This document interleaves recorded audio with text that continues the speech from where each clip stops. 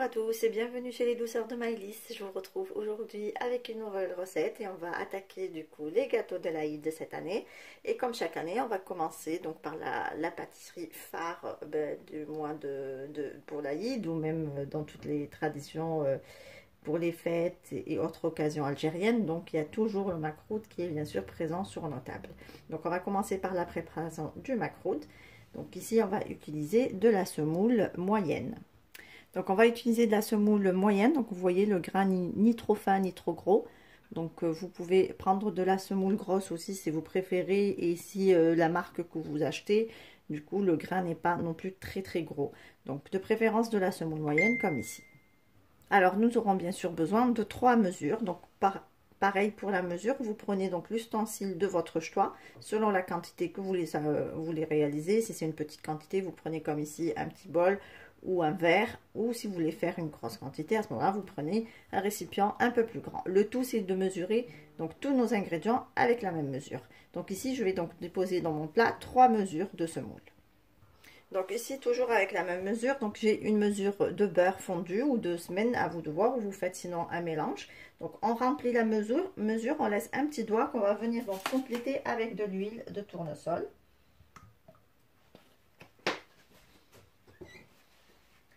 On verse ceci sur notre semoule. Donc il est important que votre beurre soit refroidi, donc fondu mais refroidi, vous ne le mettez pas chaud. Et on va venir donc travailler la semoule avec le gras. Donc là par contre on va la travailler pendant plusieurs minutes jusqu'à ce que notre semoule absorbe complètement notre gras.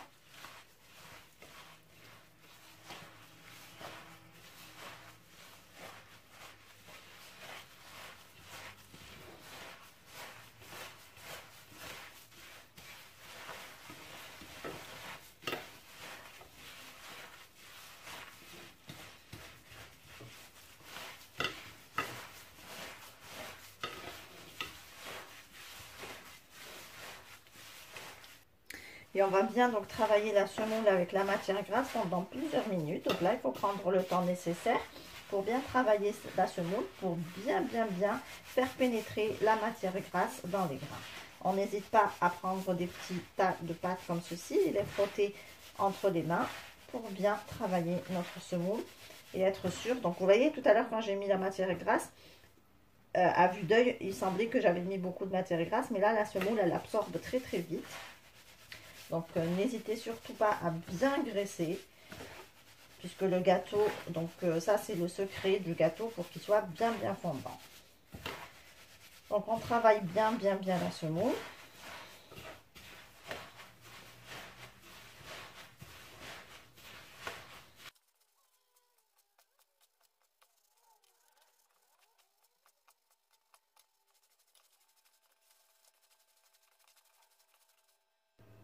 Voilà, donc on n'hésite pas à travailler bien la pâte jusqu'à obtention comme ça d'une pommade.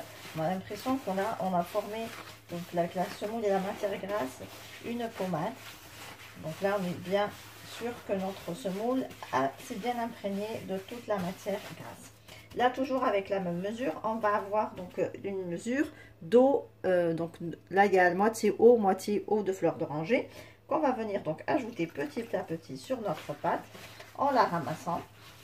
Donc là, vous allez voir avec l'eau, du coup, la semoule va bien absorber et va former du coup une pâte qui se tient.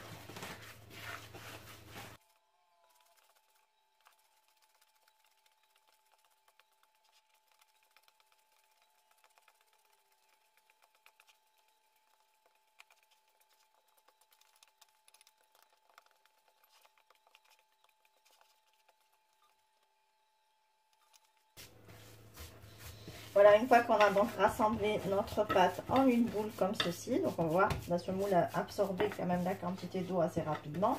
Donc on va la laisser reposer, donc de préférence donc plusieurs heures, voire une nuit complète, pour avoir une belle pâte le lendemain. Donc ou vous les laissez, vous la préparez le matin et vous la travaillez le soir. Donc le tout c'est de bien la laisser reposer au moins entre 4 et 6 heures minimum. On continue ici avec la préparation de la pâte de date. Donc j'ai ici 1 kg de pâte de date que j'ai déjà travaillé avec de l'huile pour enlever toutes les impuretés. les petits morceaux de noyau qui restent et tout ça, on retrouve parfois. Je vais ajouter ici la moitié d'une cuillère à café de clou de girofle en poudre. J'ajoute une cuillère à café de cannelle en poudre.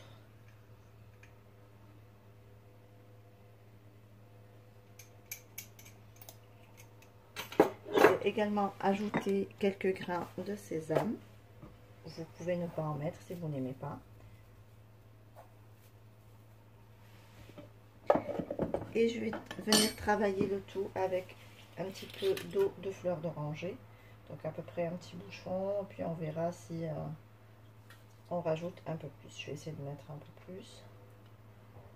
Voilà. Là je mets 2 bouchons, je travaille ma pâte et je vérifie en même temps la consistance souhaitée.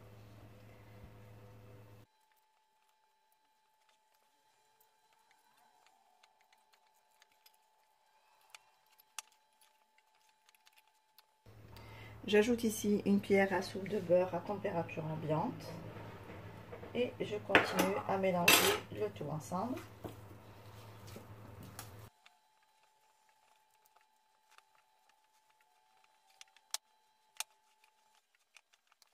Voilà, on travaille la pâte jusqu'à ce vraiment qu'on obtient une pâte qui est très molle, légèrement collante aux mains, qui va nous permettre du coup de la façonner très facilement en un boudin comme là.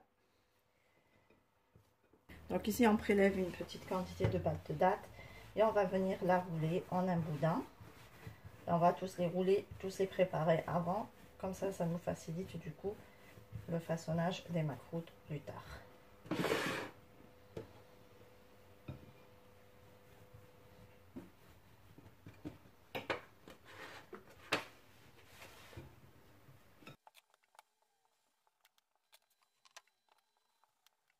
Voilà, ici j'ai fini donc de préparer tous mes boudins de pâte de date, donc je les réserve de côté et on va commencer le façonnage de nos macroudes.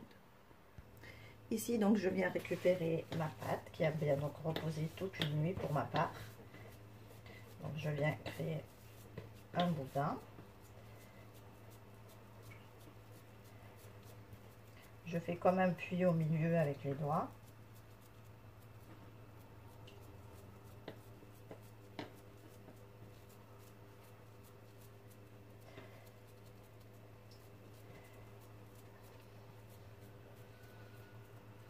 Et je viens ajouter ma pâte de date au milieu.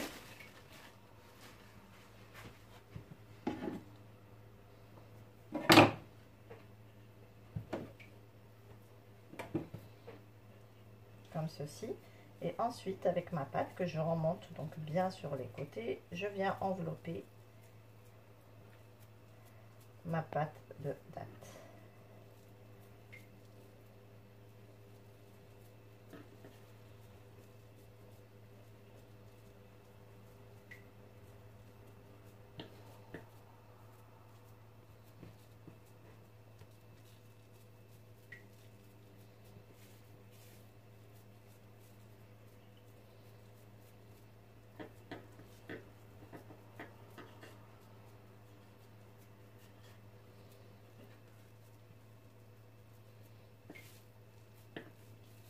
Et je viens rouler délicatement du coup mon pâton pour le rendre donc plus lisse et aussi l'allonger un petit peu.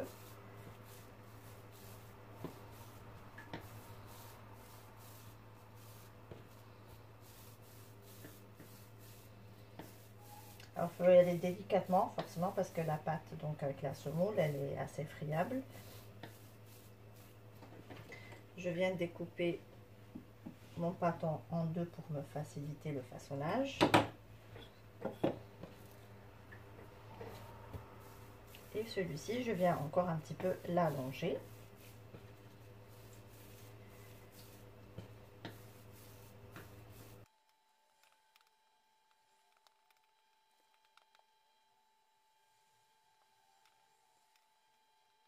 Voilà, une fois on l'a bien allongé, donc on va venir donc prendre un moule à marcloute comme ceci avec empreinte. Et on va venir donc appuyer légèrement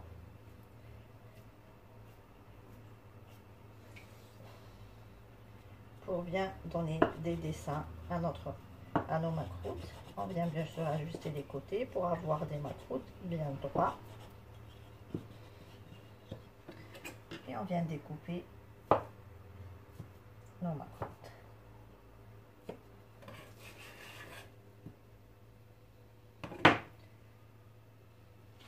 Voilà, je vous montre de plus près ce que ça donne.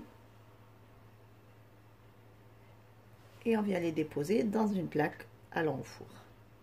Je vous remontre du coup un autre boudin. Donc je récupère la deuxième partie et je viens pareil que la première l'allonger.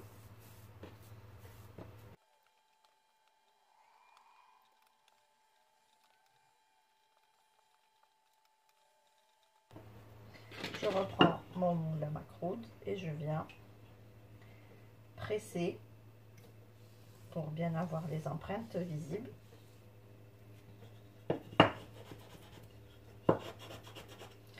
Et avec le dos de l'emporte-pièce, donc là on va venir bien ajuster les côtés.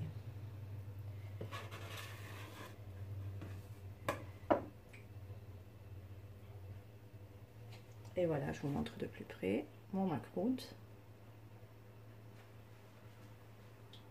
Voilà, donc là j'ai préparé un autre boudin, donc je prends mon porte-pièce et je viens appuyer de façon à bien du coup